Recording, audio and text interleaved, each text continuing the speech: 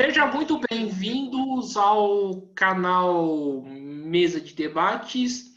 Eu sou o Guilherme, vai começar mais uma entrevista, né? Hoje estou aqui com o Gilberto Marigoni, né?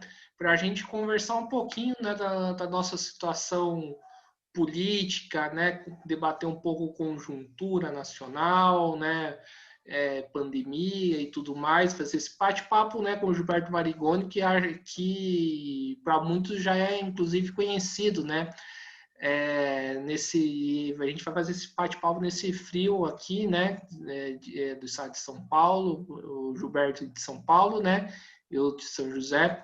Mas antes do Gilberto se apresentar, se me permite um pouquinho, né, quero primeiramente lamentar, né, a morte da professora Simone, né, daqui de São José dos Campos, que infelizmente veio falecer por conta da Covid-19, né? Então, deixo aqui meus pêsames para amigos, né, colegas de trabalho e familiares. Então, né, Gilberto, antes da gente começar aqui, né, o nosso bate-papo, por favor, se apresente. Bom, eu sou professor de Relações Internacionais da Universidade Federal do ABC e atuei bastante na imprensa também. Eu tenho alguns livros publicados sobre o desenvolvimento, sobre a história do desenvolvimento no Brasil e sobre América Latina, em especial Venezuela. Meu foco de interesse é a política latino-americana, a política externa brasileira. E, claro, a conjuntura nacional, porque isso é inevitável. Certo. Então vamos começar primeiramente. A primeira pergunta que eu faço para você, né? Na semana passada surgiu o escândalo das vacinas da Índia, né? Na onde o governo federal comprou superfaturada, né? E surgiu a denúncia do deputado acusando o Bolsonaro. De que forma que isso destabiliza o governo, na sua opinião, né? E quais são os efeitos disso para a política nacional? Olha, Guilherme, a gente precisa ser bastante preciso nessas questões. A compra não foi efetivada. O que aconteceu é que o governo, tudo indica pelas denúncias do deputado Luiz Miranda e do seu irmão, que havia sido montado um esquema de compras superfaturadas no Ministério da Saúde. Esse esquema é comandado de fora pelo deputado Ricardo Barros, que foi ministro da Saúde no governo Temer, e implicava um superfaturamento de 1000%, ou seja, 10 vezes acima do preço de mercado da vacina. Embora a compra não tenha sido feita, o empenho do dinheiro, quer dizer, o dinheiro foi separado para isso e ele não pode ser gasto com outra coisa. A operação só não foi adiante porque houve a denúncia do irmão do deputado Luiz Miranda, que é funcionário de carreira, responsável pelas compras do Ministério. Achou muito estranha aquela celeridade, aquela rapidez que passava até, quase que passava por cima da Anvisa. A Anvisa não tinha dado um parecer técnico favorável, enquanto as vacinas da Pfizer, as vacinas da Sputnik, estavam paradas, o governo não respondia aos, aos chamamentos das empresas que queriam vender para o governo. Essa vacina não tem uma comprovação técnica segura e, se comprovada a denúncia, o que tudo indica que é uma denúncia sólida, isso abala profundamente uma das razões de ser do governo Bolsonaro, que é essa história dele dizer que faz um governo absolutamente sem corrupção. Ele já entrou na defensiva, já está dando declarações que ele não pode saber tudo o que acontece nos ministérios, mas, enfim, essa pilastra que justifica, porque o governo Bolsonaro é uma cria da Lava Jato, né? Ela vem em cima de uma campanha hipócrita e moralista de saneamento das contas públicas que não se efetivou, você continua tendo esquemas no governo. Então, isso abala profundamente a credibilidade do governo perante a sua base de apoio. Sim, no seu ponto de vista, né? Então, foi correto chamar remarcar as manifestações para este sábado? Não, de modo algum. É correto, porque a denúncia, eu estou dizendo, ela é sólida. Eu só ressaltei que a compra não foi feita, só estou falando essa precisão, porque senão o Bolsonaro vai começar a alegar que ele não comprou nada, que é o que ele está fazendo. Mas todo o mecanismo de realização da transação foi feito. E a relação só não foi feita porque o esquema foi pego no pulo. Então, tem que as manifestações, elas têm sido uma importante determinante na conjuntura, no momento em que o governo não só faz essa falcatrua, mas o governo está montado em 515 mil mortes. É um governo absolutamente genocida, é um governo assassino, é um governo de extrema-direita desumano, é um governo de extrema-direita que pouco se importa com a vida dos seus cidadãos. Então, desmontar a ilusão que ainda existe numa parcela da população desse governo é fundamental. E, para isso, as manifestações de massa públicas são muito importantes, até porque elas contrastam com essa lorota das motocicletas, que atrai muito pouca gente, atrai gente de classe média alta, que tem aquelas motos poderosas, não chama a atenção dos motoqueiros, entregadores, ou seja, do pessoal de baixa classe média, dos trabalhadores, mas é um fenômeno feito para o Bolsonaro propagandear uma força que ele não tem. Sim, e essas manifestações, né, tem no seu entendimento, tem sido um fator importante, inclusive para pressionar, por exemplo, a CPI e investigar mais além do que ela está investigando, né, de levar o trabalho adiante e tudo mais? Eu acho que ela legitima a CPI. A CPI tem que ser prorrogada, porque ela vai chegar logo, logo agora, no final de julho, ela vai chegar ao seu tempo regulamentar, que é de 90 dias. Ela precisa ter uma prorrogação. As manifestações de rua facilitam, legitimam e dão impulso, dão força para essa prorrogação. A CPI tem sido fundamental para esclarecer, para colocar as denúncias de falcatruas do governo Bolsonaro em público. Agora, o foco tem que ser esse esquema no Ministério da Saúde, o ministro Pazuello e o presidente Bolsonaro, que é o responsável, é o genocida mor desse esquema, o pior presidente da história do Brasil, isso um negacionista, um sujeito que se apoia na ignorância de uma parcela da população e se apoia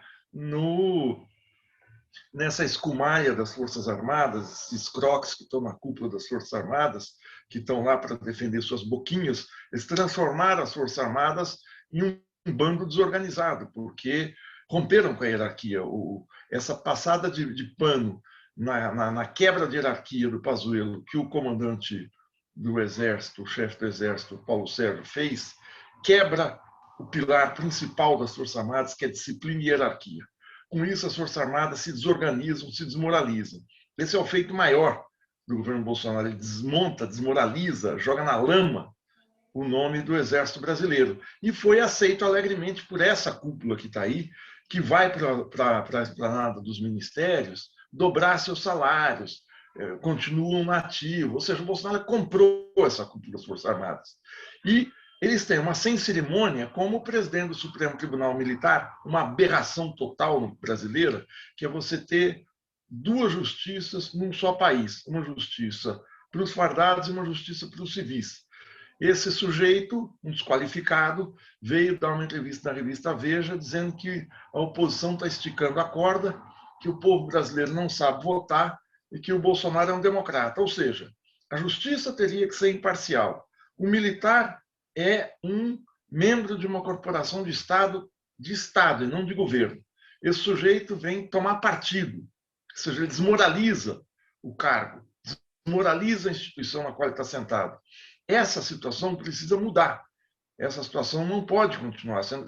O Brasil precisa de forças armadas, mas não pode ter forças armadas desmoralizadas, gente que está atrás de boquinha. O Exército está funcionando como um centrão armado.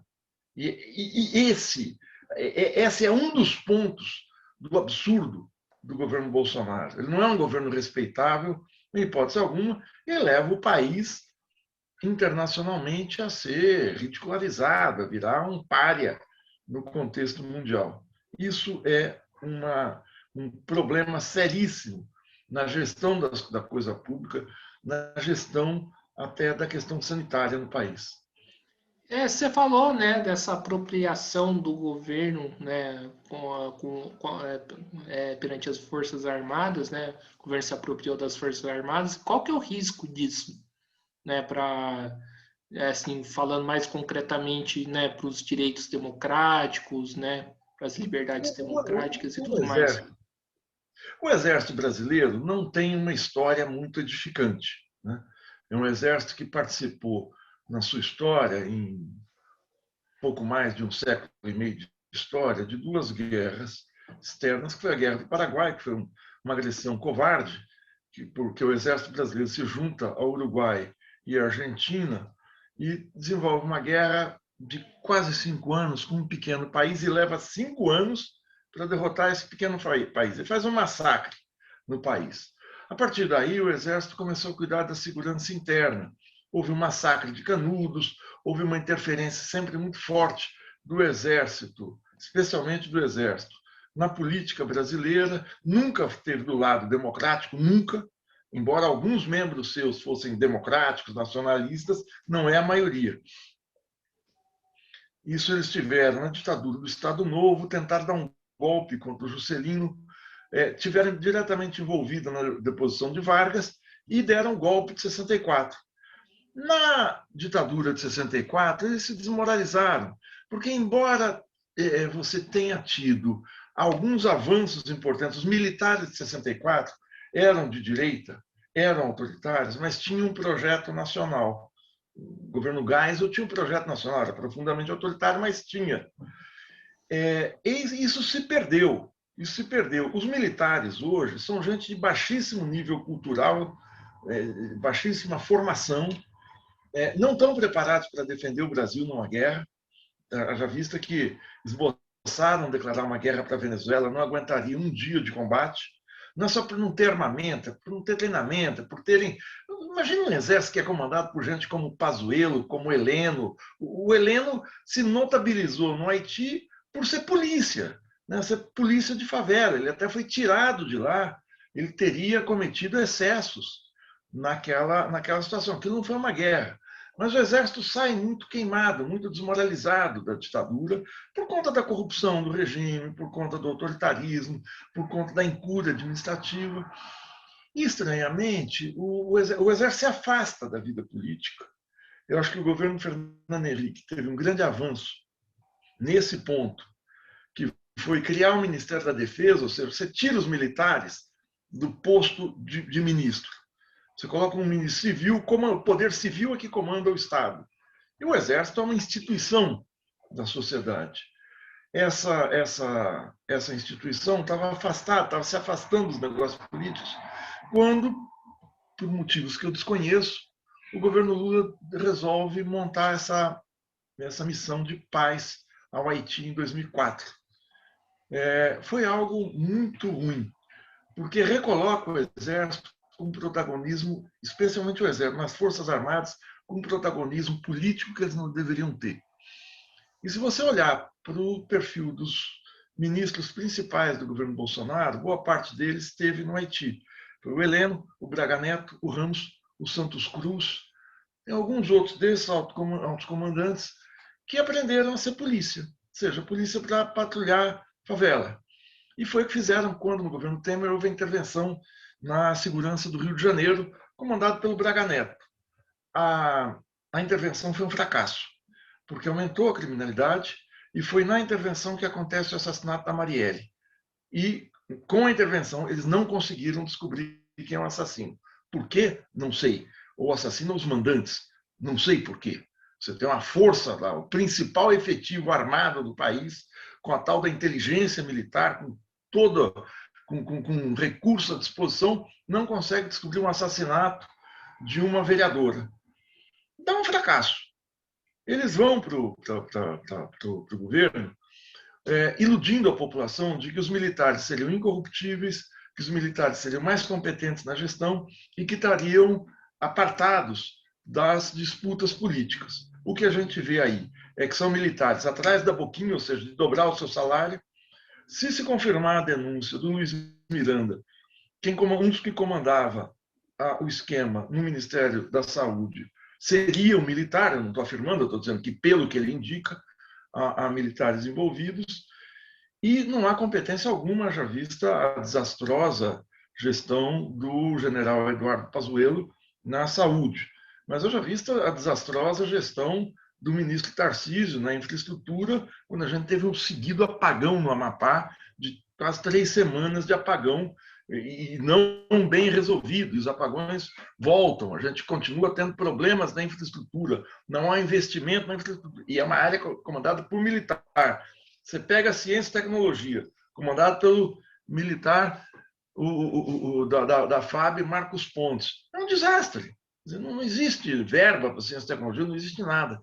O governo é uma combinação de militares das Forças Armadas, das milícias, representado pelo Bolsonaro, a família dele, com esses neopentecostais. Não são evangélicos, é uma cúpula neopentecostal, porque evangélicos, as pessoas são evangélicas, o povo evangélico é um sentimento religioso positivo. Eu estou dizendo uma cúpula de pastores negacionistas, obscurantistas contra a ciência.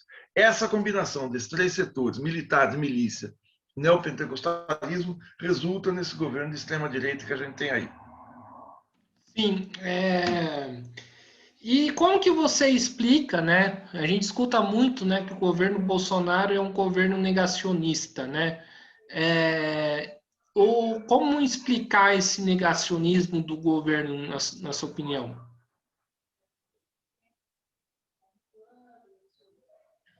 O Reinaldo Azevedo, é um jornalista brilhante, ele é um sujeito que vem da direita e está se tornando uma figura de centro-esquerda, falou que eles não são só negacionistas, eles são negocionistas, ou seja, eles fazem negócios. Essa história do Ministério da Saúde mostra que o negacionismo da vacina da Pfizer, da Sputnik, da Coronavac, tinha por baixo o negocionismo, a negociação com essa empresa Precisa, que tem sede num paraíso fiscal.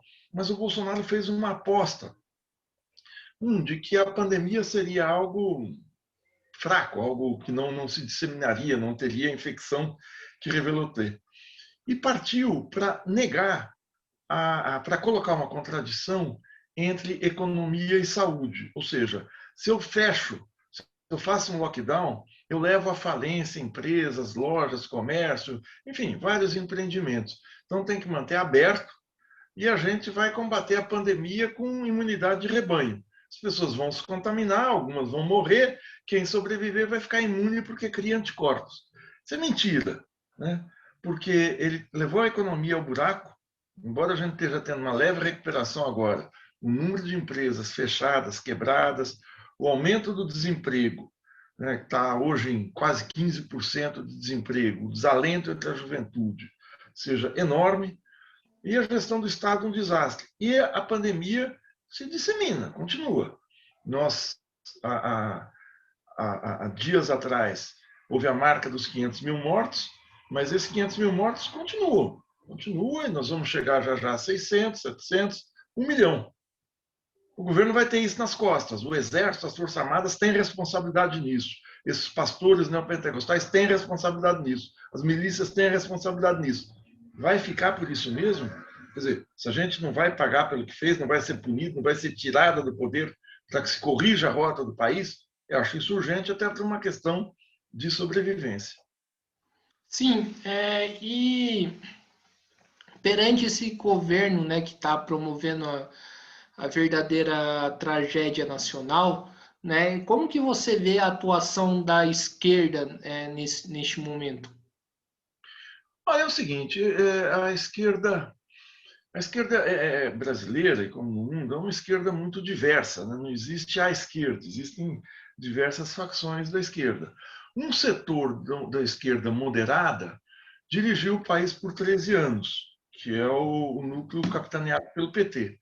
Acho que teve muita coisa positiva nos governos petistas, especialmente no segundo mandato do presidente Lula, que foi um mandato menos ortodoxo. O primeiro mandato foi uma continuidade do governo Fernando Henrique na rigidez fiscal, no aperto monetário, numa política econômica muito liberal. De 2005, um pouco antes do segundo mandato, quando Guido Mantega entra, quando sai Palocci e Dirceu, o governo melhora muito. Guido Mantega na Fazenda, incrível. Dilma Rousseff na Casa Civil, o governo se transforma num governo que esboça um projeto de desenvolvimento. Ele não tinha um projeto, mas ele esboça, porque há um aumento do preço dos produtos exportáveis do Brasil, as commodities, né, produtos primários, e há uma folga orçamentária para você implementar políticas sociais importantes. Mas a partir de 2010, quando a presidenta Dilma, em 2011, quando ela toma posse, ela já começa um governo de freio puxado, com uma política econômica mais restritiva da anterior. 2015, 2016 é um governo absolutamente desastroso do PT. O governo da presidente Dilma, ela muda a política econômica, promete desenvolvimento na campanha e no governo faz uma política ultraliberal, dobra o desemprego em 1 ano e meio, que leva o Brasil a uma depressão, não é uma recessão. O produto interno bruto cai 8% em 2 anos e o PT perde apoio e a direita vem e dá o golpe, né? Eu acho que o PT, na prática, sem falar, está mudando essa rota desastrosa, ou seja, uma rota de uma esquerda liberal. Acho que ele, espero que tenha deixado muito de ser isso. Há outros partidos de esquerda.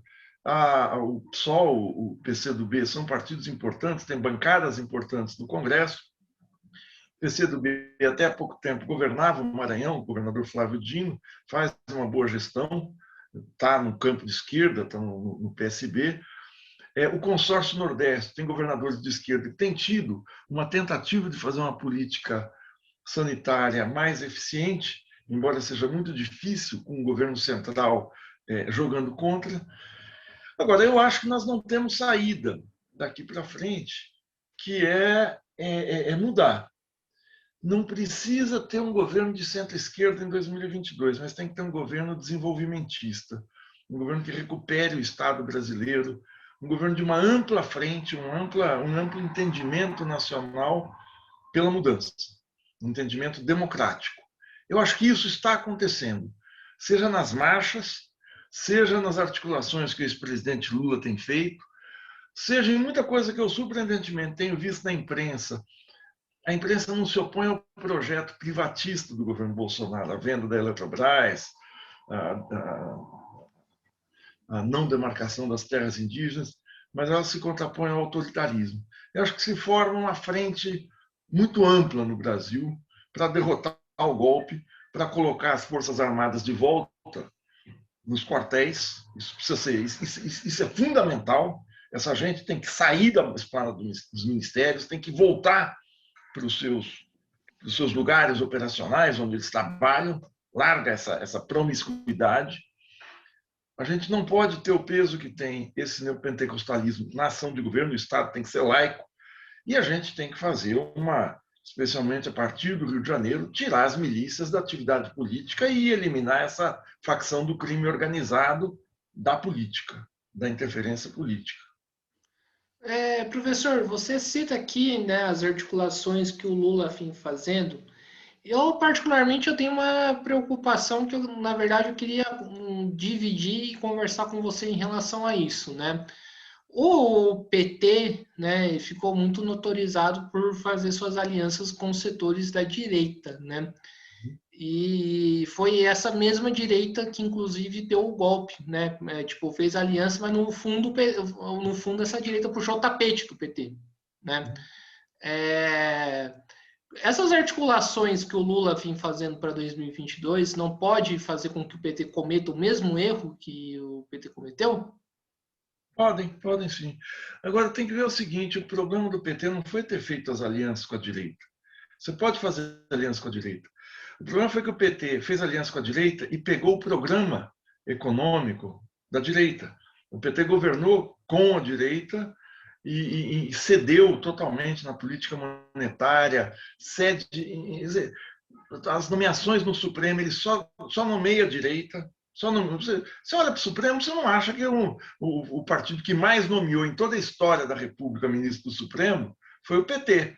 Luiz Fux, Barroso, Rosa Weber, Toffoli,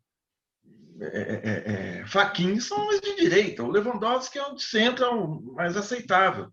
Mas o PT fez a política da direita e fez uma política, um esboço de desenvolvimento, políticas sociais, quando a bonança externa, a bonança das exportações permitiu. Ele não fez uma gestão de esquerda e não fez sequer uma gestão desenvolvimentista estricto sensu. Ocorre que nós estamos numa situação radicalmente diferente. Nós estamos com o fascismo, com o golpismo no poder, com o negacionismo, com o autoritarismo, com alguém que prega a ditadura.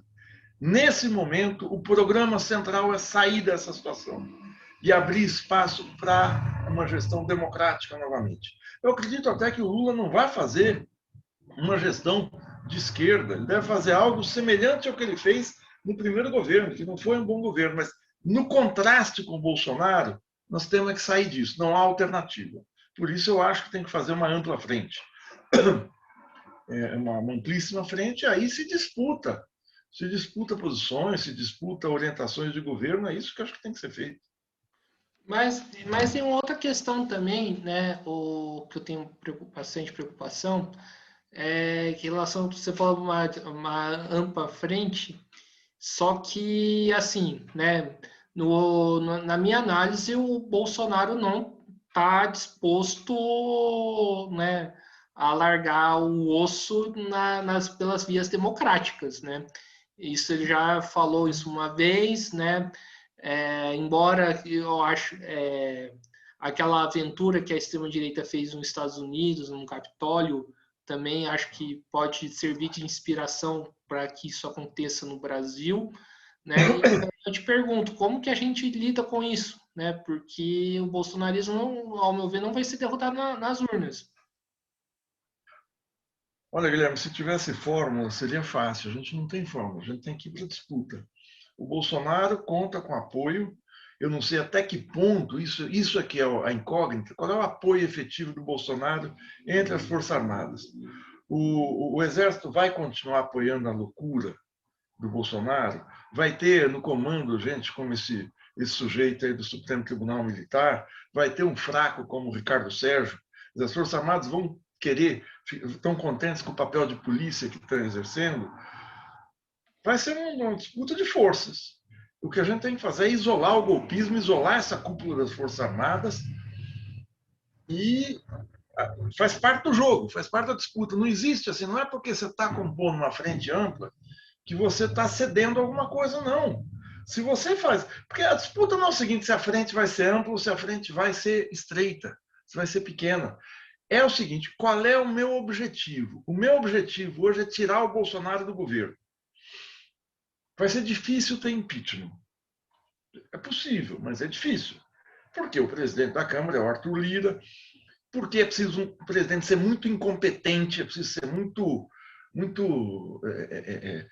fora do jogo para não ter 171 votos para sustentá-lo. Presidentes que sofrem impeachment, antes de mais nada, incompetência do governo, esse governo rompeu com a sua base. Tal. Bolsonaro tem 171 votos, que é um terço do Congresso. Então, é muito difícil, a não ser que a gente tenha uma escalada de manifestações públicas, o Arthur Lira resolva se afastar do Bolsonaro, porque ficar junto do Bolsonaro compromete o futuro político dele, o Centrão se descolhe do Bolsonaro. Claro que é possível, mas hoje não. Então, o mais provável é que a disputa se dê em 2022. Eu não estou dizendo que vai acontecer, mas o mais provável. Mas o que vai definir 2022 é o que as oposições fizerem hoje. É a soma de forças que foi feita hoje. Nós temos, por exemplo, esse pedido amplo de impeachment, que é o 130º pedido de impeachment ao Bolsonaro. Vai ser mais efetivo? Não, ele vai ter mais representatividade social. Mas o universo sobre o qual você está lidando é o do Congresso tal como ele é, comandado pelo Centrão. E um Supremo que é comandado pela direita, colocada lá, os 7 de 11, a maioria foi colocado pelo PT. Então, é uma situação difícil. Mas pode-se virar o jogo. Não quer dizer que não se possa. Sim. Mas você não acredita que, por exemplo, pode rolar uma versão nova do Eduardo Cunha no Arthur Lira?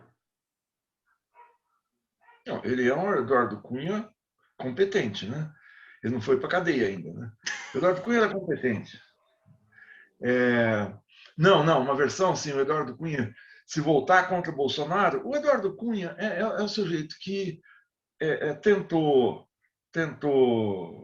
dizer, houve ali, no livro do Eduardo Cunha, ele mostra que ele estava aberto para negociar e houve problemas na articulação política do governo Dilma com o Eduardo Cunha. Mas quando a Dilma rompe com a sua base social, ou seja, quando ela faz um programa ultraliberal que acelera o desemprego, faz um tarifaço e traz os interesses de campanha, ela perde apoio na sociedade. E por isso que o Eduardo Cunha avança. Acho muito difícil ter um indicativo de que o Lira vai trair agora. Há esse boato de que foi o Lira que insuflou o Luiz Miranda a partir para o pau na CPI. Não sei, isso ainda é boato, a gente precisa confirmar. E, professor, né, além do caso da vacina da Índia, né, a gente tem também a questão, né, do tratamento precoce, tanto, né, propagandeado pelo Bolsonaro, né? Você acha que essa questão da cloroquina, né, da ivermectina, pode dar algum problema para o governo no aspecto de corrupção, de algum, né, algum envolvimento do governo com essas empresas e tudo mais? Olha, isso tudo tem indícios, né? Primeiro, o governo colocou o exército para produzir cloroquina. O exército tem, a cúpula do exército tem que responder por isso. Parece ter havido favorecimento para os grandes produtores de cloroquina aqui dentro. Isso tudo está em aberto. Eu não posso fazer afirmação de coisas para as quais eu não tenho elemento de análise. Tem indícios, sim, é bem possível. Eu não posso falar, olha, houve corrupção aqui na questão da cloroquina.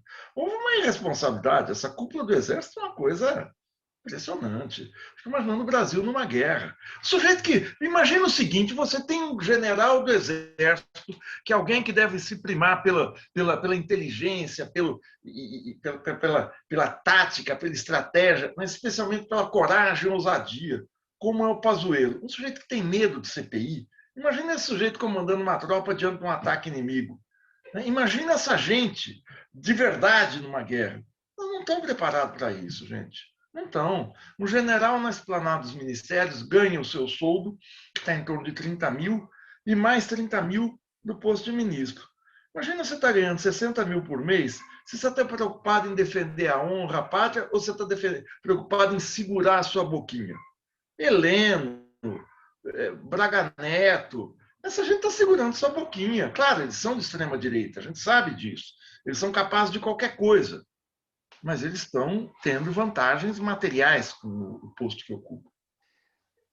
Só tentando, contextualizar o que o professor Gilberto fala, você me lembrou de um caso, né, no começo da pandemia, quando o general Heleno pegou Covid, né, e o general Heleno postou, né, uma foto que tinha recuperado do Covid com todas as suas informações públicas, informações pessoais dele, RG, CPF, enfim, o cara virou até torcedor do Vasco. Não, o general Heleno é um sujeito que não consegue, que é gabinete de segurança institucional. Ele cuida da segurança, especialmente ali do gabinete presidencial. Ele não foi capaz de perceber, ou a equipe dele, que tinha alguém fazendo tráfico de cocaína entre Brasil e Espanha num avião presidencial. Pô, como é que alguém com essa permissividade, essa falta de percepção, de noção do general Heleno, pode comandar qualquer coisa? Se nem síndico de prédio esse sujeito pode ser. Nem síndico de prédio. É uma vergonha, é um esculacho. Esculacho. Olha só uma coisa, pensa só. Você tem 6 mil militares na esplanada dos ministérios. Todos eles foram tirados dos seus locais de origem, das suas dos seus quartéis, das suas unidades militares e foram para lá. Né? Não houve nenhum abalo no funcionamento das Forças Armadas. Pensa se você pega no SUS, você tira 6 mil médicos e bota eles no Ministério. Você pega no sistema universitário federal, tira 6 mil professores e põe lá. Tanto as universidades quanto o sistema de saúde entram em colapso. O Exército tira 6 mil, não acontece nada. Quer dizer, o que essa gente estava fazendo antes, tão imprescindível, que você tira, ninguém nota. É preciso abrir um debate nacional sobre a função das Forças Armadas. Na Europa, as Forças Armadas da União Europeia, sistema de defesa, emprega 60 mil militares, porque são unidades de altíssima tecnologia, com operação remota, com operação com drones e tal, e com gente competente. Primeiro, gente competente, né? E aqui você tem o efetivo das Forças Armadas está em 400 mil. Não estou dizendo que tem que tirar as pessoas das Forças Armadas, mas tem que ver essa cúpula, o que está fazendo, examinar. O que faz o Heleno? O que faz o Braga Neto? Como é que foi a gestão dele no Rio de Janeiro? Precisa fazer uma devassa nessa missão ao Haiti. É preciso saber por que você pode tirar 6 mil militares e nada acontece. Tem função essa gente? O Brasil não tem guerra, precisa desse efetivo. Então, é um debate nacional que tem que se abrir. A formação dos militares, sujeito como Pazuello que confunde Amapá com Amazonas, um sujeito que não consegue cumprir prazo de vacinação e é especialista em logística, a falta de eficiência dessa gente. Você vê como é que é a educação desses militares, que é aquela educação da Guerra Fria. Vamos combater comunista, nossa bandeira nunca mais será vermelha, e essa coisa, defesa da família. Sim, isso é da boca para fora. São os militares que defendem a pátria, mas estão subordinados ao Comando Militar Sul dos Estados Unidos. O Brasil é subordinado, nunca houve isso, ao Comando Militar Americano. Essa gente o que acha disso? O que acha da defesa da pátria numa situação dessa? São falsos patriotas. Sim, e o professor, né, uma coisa que chama atenção, né, na própria questão da CPI, né, é a sua composição, né? A gente tem aqui o caso mais exemplar do Renan Calheiros, que foi um cara que apoiou o golpe institucional de 2016, né? Você acha que essa CPI seria uma maneira, né, das classes dominantes tentarem salvar o regime da tragédia social que está sendo, né, o governo Bolsonaro, principalmente com a pandemia?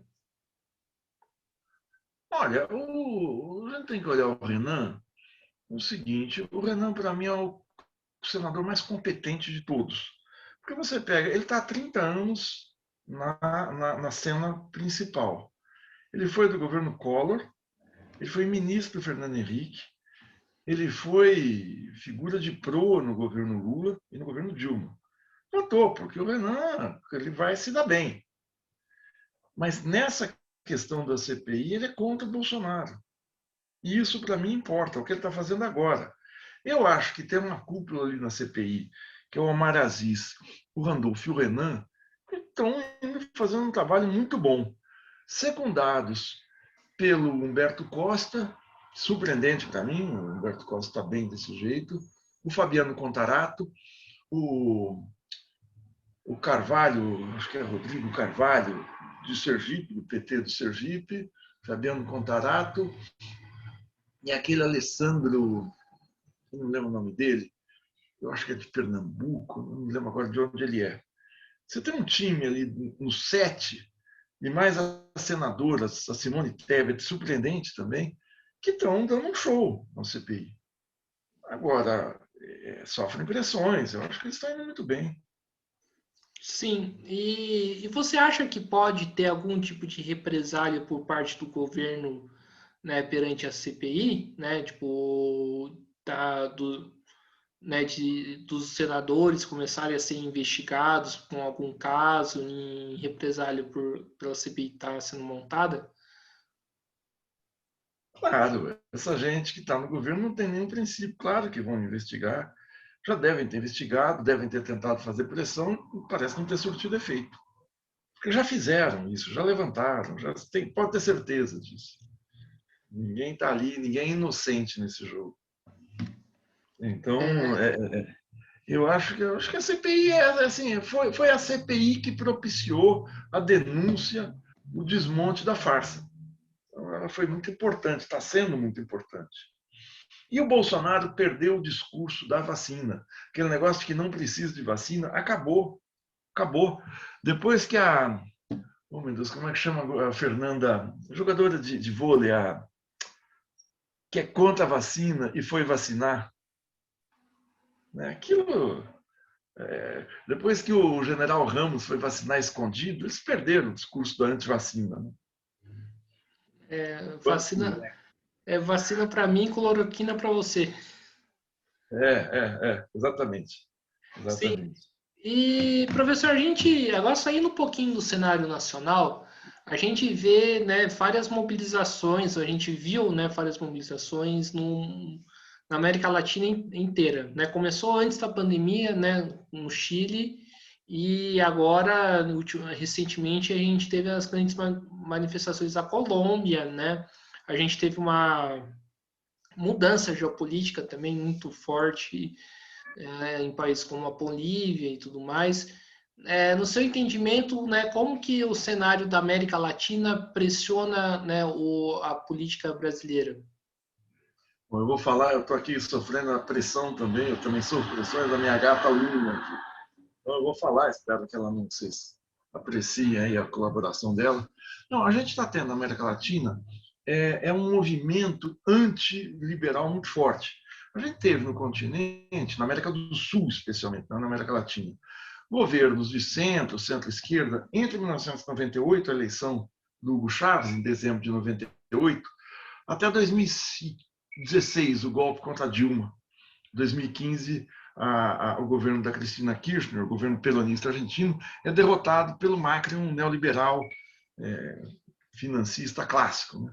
Então, durante 16, 17 anos, a gente teve o que se chamou onda rosa, onda reformista na América Latina, que, embora sejam governos que não tenham feito nenhuma transformação estrutural no continente, não tenham mudado radicalmente seus países, embora alguns tenham tentado, acho que Argentina e Venezuela, Bolívia talvez, foram os que foram mais longes em mudar a Constituição, em mudar as relações de poder e tal. Outros, como o governo Lula, não mudaram, não fizeram nenhuma mudança que perdure. Né? Foi um governo bom durante o tempo que durou, mas não ficou nada. Né? Mas o que nós estamos tendo agora é uma nova reação a essa segunda onda neoliberal, que é uma onda que teve como deflagradores, a gente tem o governo Macri, o golpe na Bolívia, a virada do governo Dilma e logo depois o golpe de 2016, que é uma onda muito agressiva, uma onda neoliberal que não só quer privatizar empresas estatais, quer colocar as finanças no centro do controle da dinâmica do Estado, mas especialmente ela investe muito contra a democracia. E a reação tem sido muito forte. Né? A vitória do Alberto Fernandes na Argentina no final de 2019, o desbaratamento do golpe na Bolívia, com a eleição do Andrés Araújo, a manutenção da Venezuela, que embora a Venezuela esteja num caso muito particular, uma situação muito difícil no país, o governo se manteve, não é um governo pró-Estados Unidos. Tem a vitória do Pedro Castillo no Equador, temos as formidáveis mobilizações, 2 meses de mobilização, como você falou, na Colômbia, colocando o governo Ivan Duque na defensiva. Tem o Chile. Então você tem um continente em polvorosa. Mesmo no Equador, onde a direita ganhou, o Guilherme Lasso ganhou, ele ganha porque a esquerda se dividiu. Um setor da esquerda foi para o voto nulo, né? O Pérez foi para o voto nulo e dividiu a esquerda no segundo turno, por isso deu vitória à direita. Mas ali o Congresso é um Congresso antiliberal. Enfim, você tem uma ebulição muito forte na América Latina. As manifestações que começam a surgir no Brasil mostram que existe uma possibilidade de uma virada no nosso país, mas é uma possibilidade ainda distante. Você não tem um vigor contestatório como no Chile ou como na Colômbia ainda aqui. Mas eu acho que nós estamos caminhando para isso. Nós estamos tendo novas manifestações, você tem uma série de setores da sociedade brasileira, o setor artístico, cultural, está se colocando de uma maneira muito presente, muito forte, né? Você via personalidades como Chico Buarque, como Caetano, mas não só esse, como artistas em geral, se colocando em favor de uma mudança.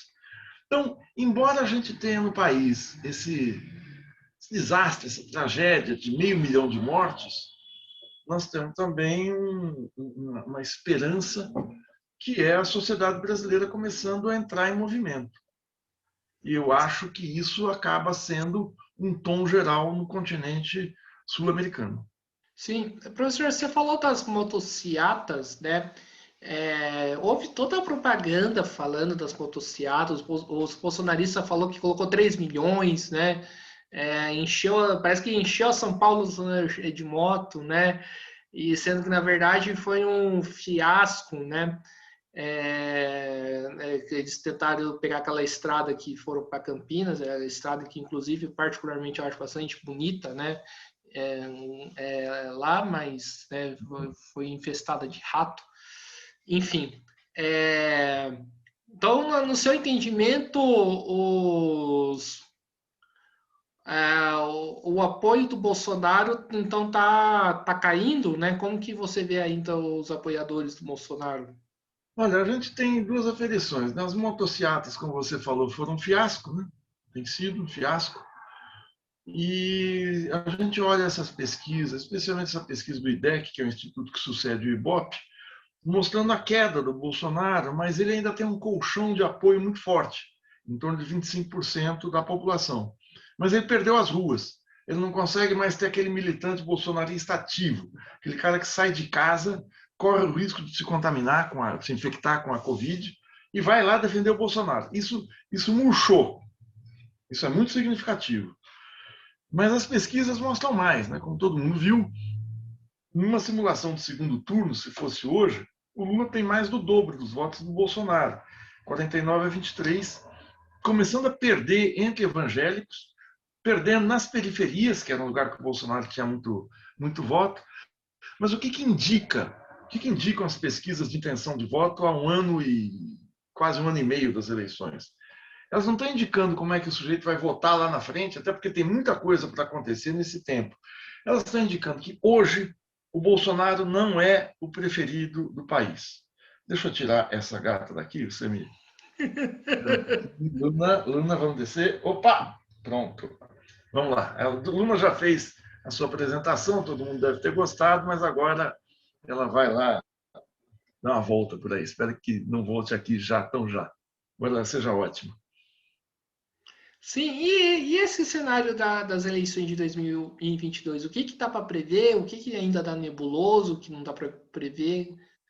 Eu acho que estão sendo feitas articulações com vistas às eleições, mas o que vai garantir as eleições, porque o Bolsonaro está colocando o terrorismo na conjuntura, que é o seguinte: se não tiver voto impresso, as eleições vão estar fraudadas. Vai voltar ao que ele chama de 9 dedos, uma alusão extremamente desrespeitosa com esse presidente Lula. Ele quer dizer que se houver uma eleição disputada palmo a palmo, como a eleição do Peru, e o Lula ganhar, há fraude. Agora, se for uma eleição que o Lula ganha pelo dobro dos votos, não tem como ele dizer que há fraude. Não tem como. Então é preciso fazer duas coisas. Eu acho que deixar de lado essa mudança num processo que funciona, que é o voto eletrônico. O voto em urna pode ser uma maneira dos milicianos, das quadrilhas tal, pedirem uma confirmação de quem o eleitor votou o seu voto secreto. O cara vai ter que levar para o miliciano e mostrar qual é o voto dele, mas mais do que tudo é criar uma balbúrdia nas eleições. É isso que o Bolsonaro quer. Ele chutou o balde, vai ver o que dá. E está tentando no Congresso aprovar isso. A esperança é que 11 partidos de centro-direita, no sábado, soltaram uma nota contra o voto impresso. Vamos ver se isso se mantém, né? Mas, assim, para além do Bolsonaro e Lula, né, o que tá para... Quem que você acha que pode ser candidato ou não? Eu acho que não existe espaço para mais de duas candidaturas viáveis, com o cenário de hoje. Eu não estou prevendo, daqui a pouco, daqui 1 ano e meio, o seu Guilherme liga, eu estou aqui com a gravação do seu em final de junho do ano passado, que falou que não tinha espaço, agora tem 12 candidaturas viáveis. Não, eu estou falando hoje. Hoje não tem espaço. O que a direita pensa em fazer? Qual é o esboço do pensamento? Uma candidatura da direita liberal, que é a direita tipo PSDB, ela só teria chance se ela tira o Bolsonaro da jogada.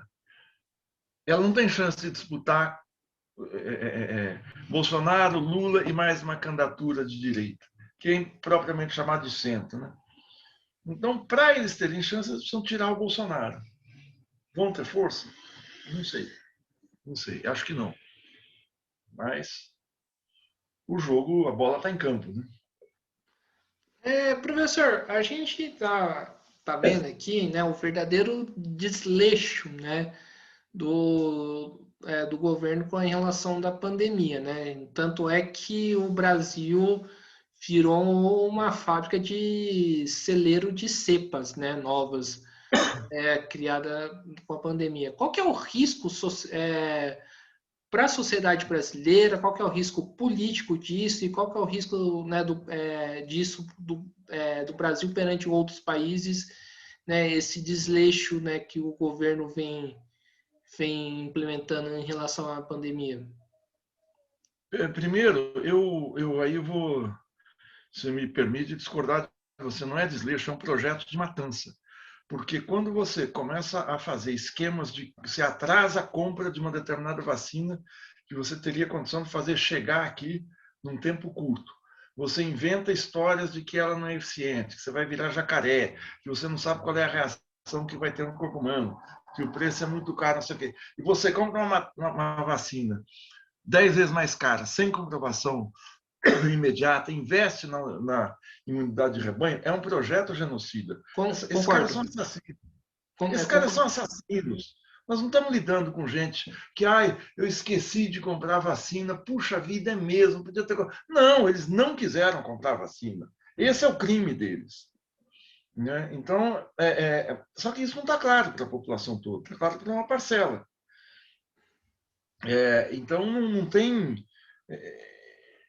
não tem diálogo com essa gente, não é possível diálogo. Porque se é desleixo, o sujeito fala, pô, me ajuda aqui, vamos tentar acertar. Não, eles não quiseram vacina. Eles têm um projeto de matança, de infundir o terror, de ganhar a eleição num clima de absoluto estarrecimento da sociedade brasileira. Então, é essa a questão central. Os termos da disputa não estão colocados entre uma força de esquerda e uma força de direita, não. Estão colocados entre uma força de extrema-direita assassina e uma frente democrática para tirar essa força. O Lula não é um radical. O Lula é um cara de centro-esquerda, super moderado. Mas é hoje o que o Brasil precisa. Professor, você falou, né, que hoje não tem mais espaço para mais de 2 candidaturas, né? Isso pode, então você não vê a possibilidade de, por exemplo, tal chamada terceira via, que inclusive eu até contesto esse termo, né, que para mim acho que é bastante equivocado, e muito mesmo a candidatura do Dória, do PSDB, porque pelo que eu vejo, inclusive, o Fernando Henrique está disposto a apoiar o Lula. Sim, e o Dória falou, se for contra o Bolsonaro, eu sento até com o Lula. O André Lara Rezende deu uma entrevista no Roda Viva, que o PT e o Lula tem que estar numa frente. Ele não fala que o PT e o Lula tem que encabeçar, mas tem que estar. Hoje é o seguinte, aí não é nem escolha política ideológica. Você olha para a conjuntura. Quem é que tem chance de derrotar o Bolsonaro na real? Na real. É o Lula. E isso os setores de direita estão começando a ver, estão percebendo. E eu repito, não é porque eles querem Lula, é porque não tem outra. Não tem outra. Eles vão fazer o que fizeram no primeiro governo Lula e fizeram no governo Dilma.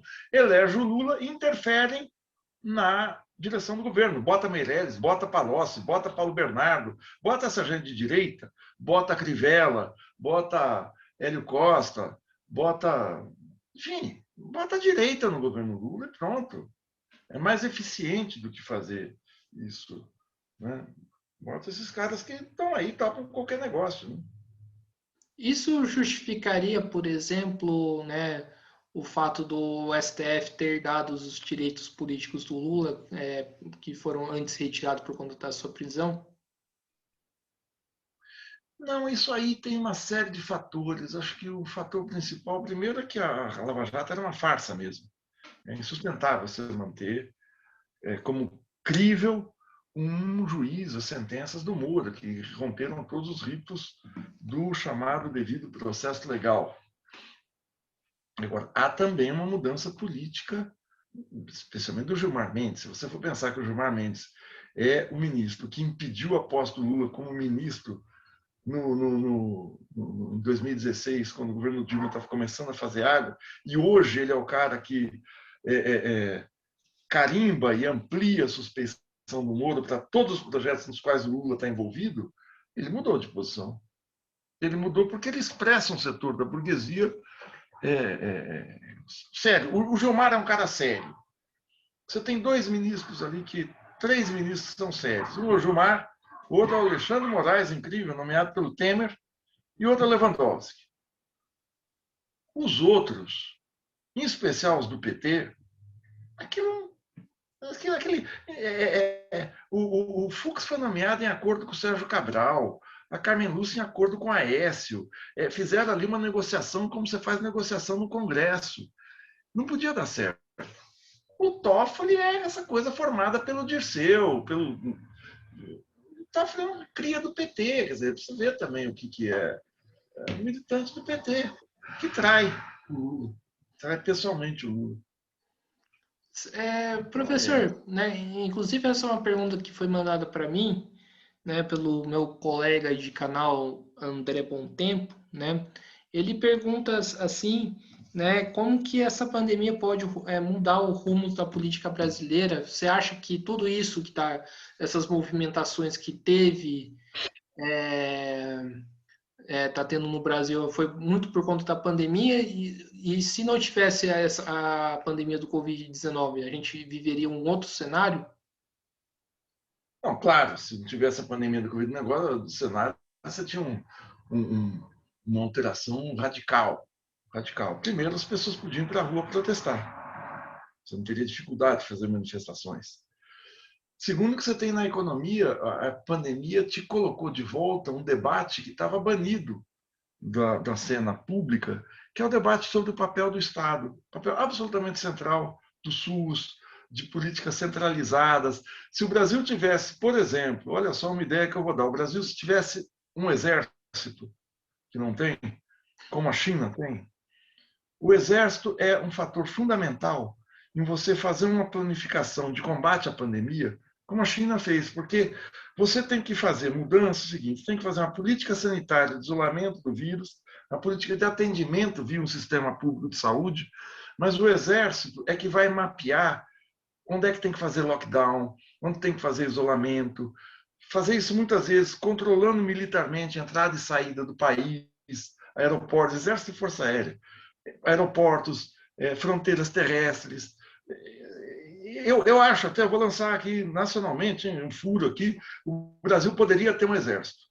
Eu acho que se tivesse um exército disciplinado, você faria um grande serviço cívico no combate à pandemia, em conjunto com a área de saúde, em conjunto com as áreas sociais.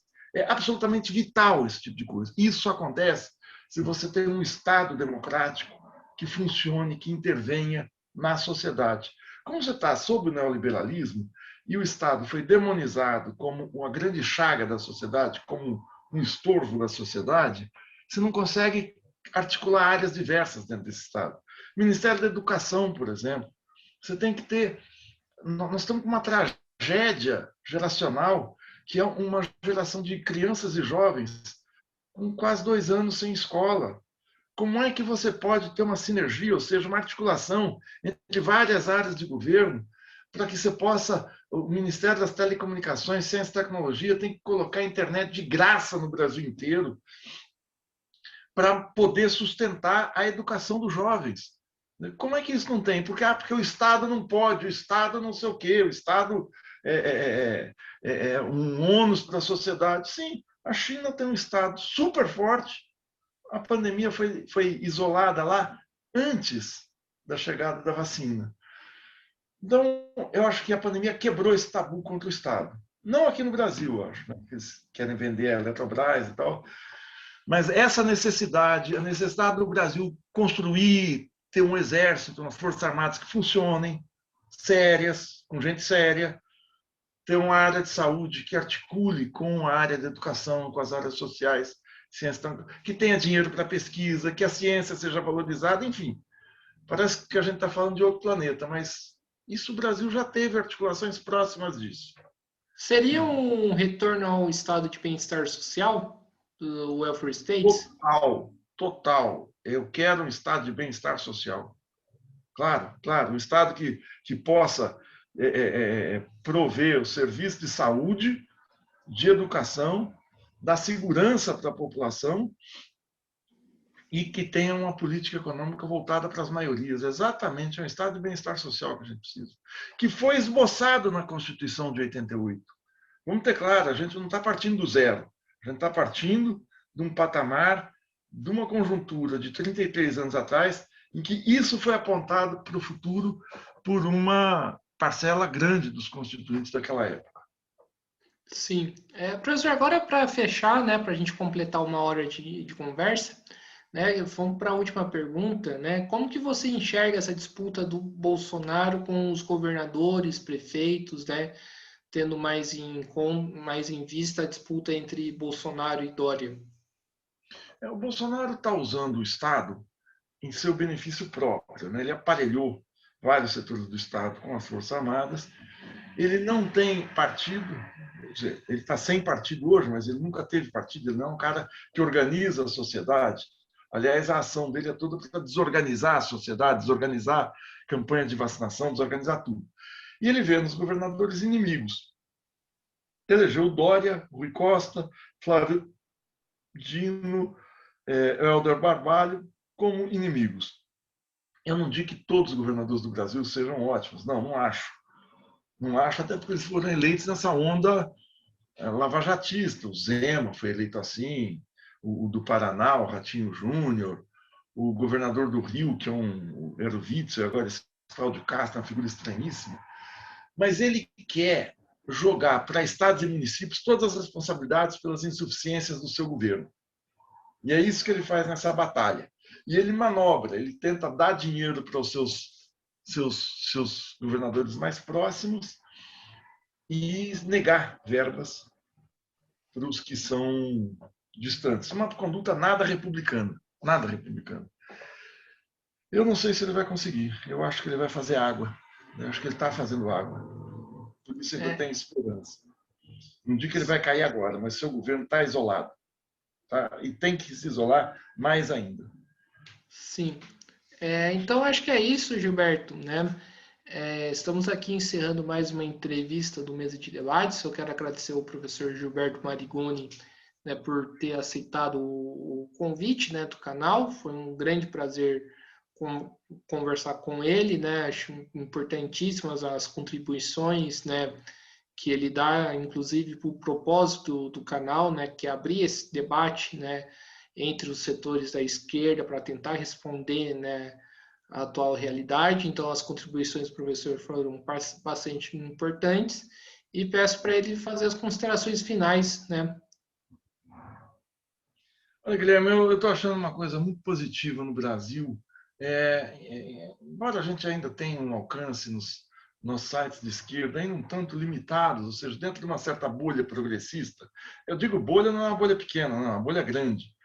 Mas eu acho que o debate político está, entre a juventude especialmente, está crescendo muito, muito. Nós estamos num país que existe, embora um apoio ao obscurantismo muito forte, existe também uma reação. E é essa reação, esses setores que vão conseguir manter a democracia e virar essa página horrorosa na nossa história. Te agradeço muitíssimo pela oportunidade e pela conversa aqui. Beleza, maravilha. Mais uma vez agradecendo o professor Gilberto, né, agradecendo a você que estiver assistindo esse vídeo. Peço para que se inscreva no canal Mesa de Debate Instituto Um Pouco, vai lá no botãozinho de inscrever e se inscrevam lá. Comentem, né? Se concorda com a análise do professor, se discorda, vamos gerar esse debate, né? Que eu acho que é bastante importante, né? Curta esse vídeo no canal, curta outros vídeos que o canal está produzindo, né? Curta a nossa página no Facebook, compartilhe esse e outros vídeos, né, nas redes sociais e siga a gente no Instagram. Então é isso, pessoal. Fiquem atentos à nossa programação, que vai ter bastante coisa boa vindo por aí. Então, até a próxima. Fui.